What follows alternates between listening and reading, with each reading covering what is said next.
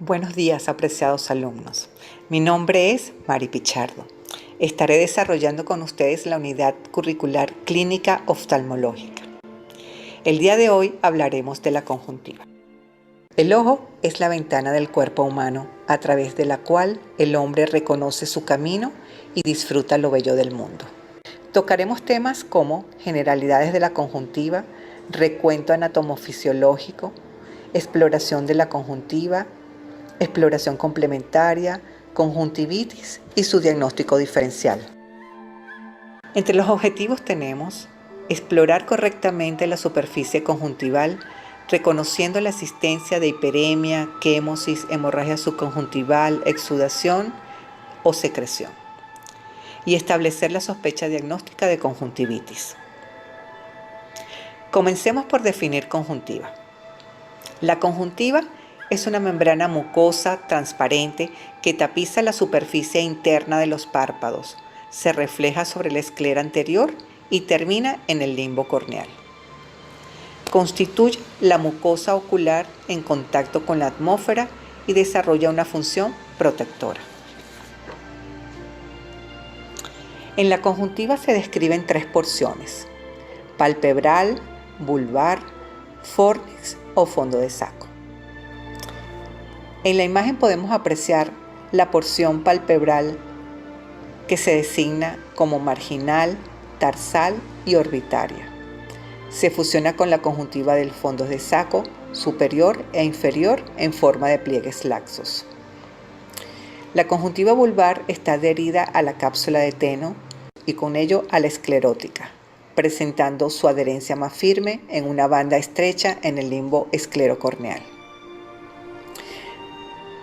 La conjuntiva palpebral se adhiere firmemente al tarso, es más gruesa que la vulvar, empieza en la unión mucocutánea, delimita el interior de los párpados, se adhiere firmemente al tarso y es mucho más gruesa que la vulvar. La irrigación en el párpado inferior llega por las arcadas tarsales, mientras que la conjuntiva tarsal superior recibe la irrigación de las arcadas palpebrales. Su exploración es accesible a través de la simple inspección. La conjuntiva tarsal aparece tras la eversión del párpado superior o la tracción del párpado inferior. La conjuntiva del fondo de saco o fornix está suelta, forma pliegues, y el fondo de saco inferior se caracteriza por tener menos vasos sanguíneos que el superior, pero mucho más tejido linfático y glándulas productoras de moco. Continuando ahora con la conjuntiva vulvar, esta se adhiere laxamente a la esclerótica. Su límite anterior es el limbo, zona de transición entre el epitelio conjuntival y corneal. Aquí observaremos las empalizadas de Vogt que contienen las células madres.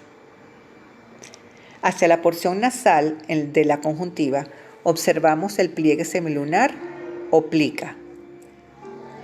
Es una membrana lisa y móvil, mientras que la carúncula, que corresponde a una elevación de tejido entre el pliegue semilunar y el canto interno, está formado por una membrana mucosa que contiene folículos pilosos y glándulas sebáceas. Desde el punto de vista histológico, la conjuntiva está formada por un epitelio, el estroma o sustancia propia. El epitelio deriva embriológicamente del ectodermo superficial. Es un epitelio pavimentado, estratificado, no queratinizado, que contiene células caliciformes.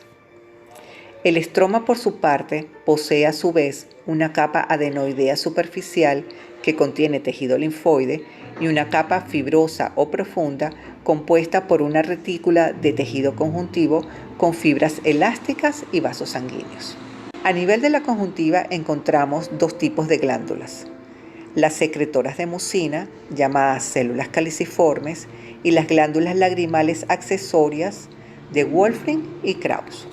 Los signos físicos obtenidos mediante la exploración incluyen los cambios de color de origen vascular, la secreción y el relieve.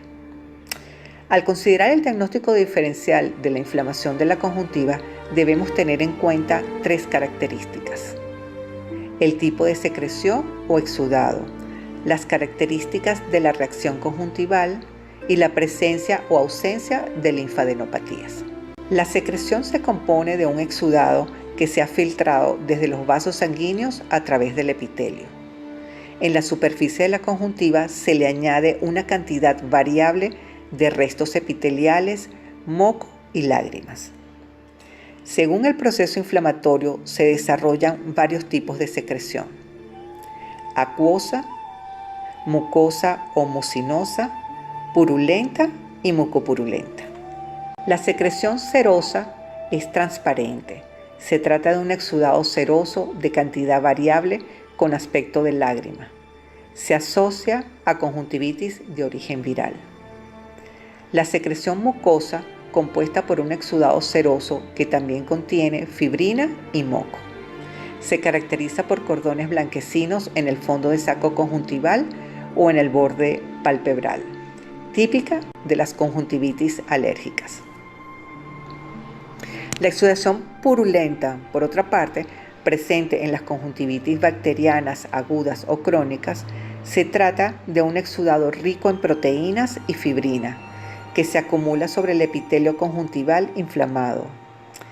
Es espesa, abundante, blanco amarillento, con pus y aglutina las pestañas. La secreción mucopurulenta es una combinación de las dos anteriores. La inflamación de la conjuntiva produce hiperemia, dilatación y aumento de la permeabilidad vascular.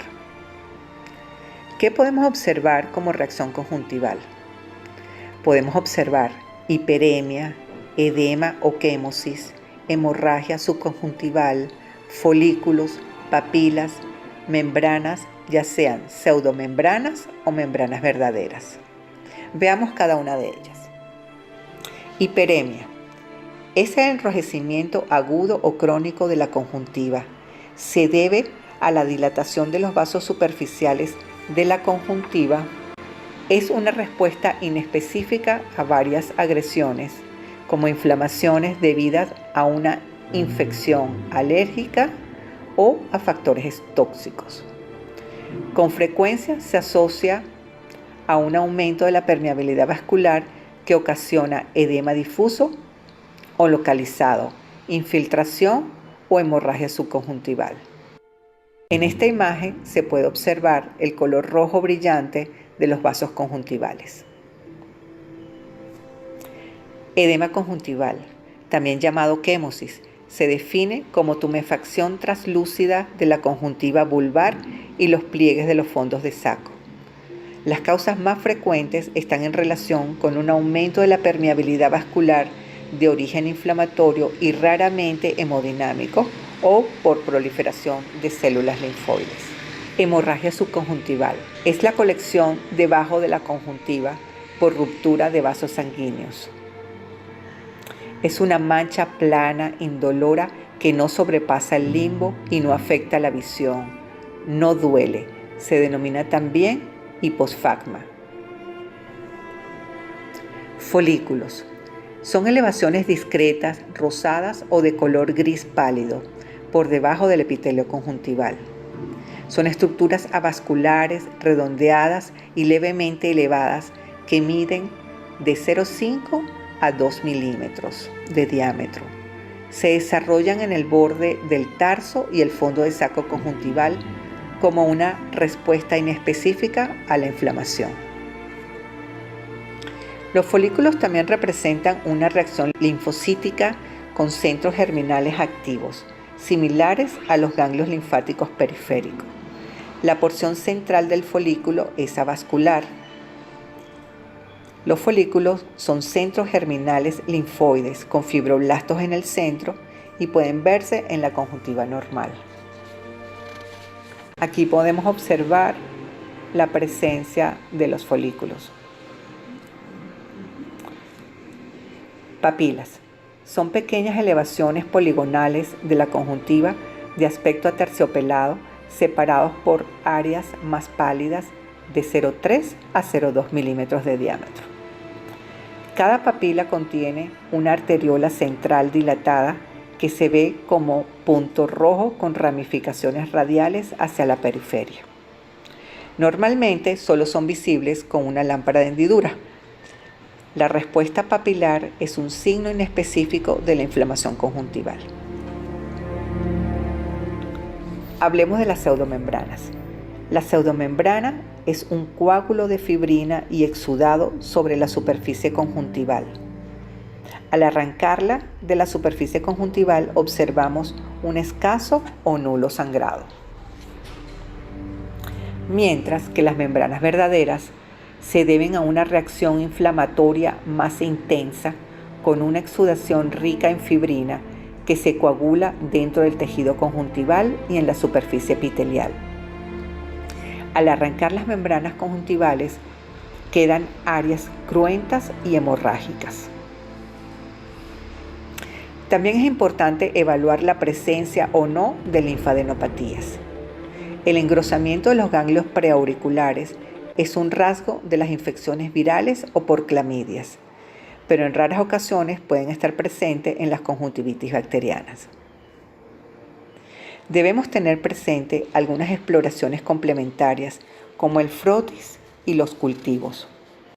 Estos estarían indicados en conjuntivitis purulenta, conjuntivitis folicular, oftalmía del recién nacido e inflamaciones conjuntivales en las que el cuadro clínico no es suficientemente característico para sugerir un diagnóstico etiológico. Para realizar un frotis debemos tomar la muestra de tejido conjuntivo con una espátula de Kimura, bien de la zona en que la lesión es más aparente o más activa. Las muestras se colocan en portaobjetos para realizar la tinción de Gram o Giemsa. También podemos realizar cultivos. Las muestras se toman de los bordes palpebrales y del fondo de saco conjuntival con aplicadores estériles. Conjuntivitis. La inflamación de la conjuntiva es llamada también conjuntivitis. Es la enfermedad ocular más frecuente en el mundo. Varía de intensidad entre una hiperemia leve con lagrimeo hasta una conjuntivitis grave con secreciones purulentas copiosas. En este cuadro se presentan los tipos más usuales de conjuntivitis, como viral, bacteriana, por clamidia y alérgica. Sus características más resaltantes, por ejemplo, podríamos diferenciar una conjuntivitis viral de una bacteriana o alérgica por el exudado que tiene y la presencia de papilas o folículos. Pero esto lo desarrollaremos en la próxima clase.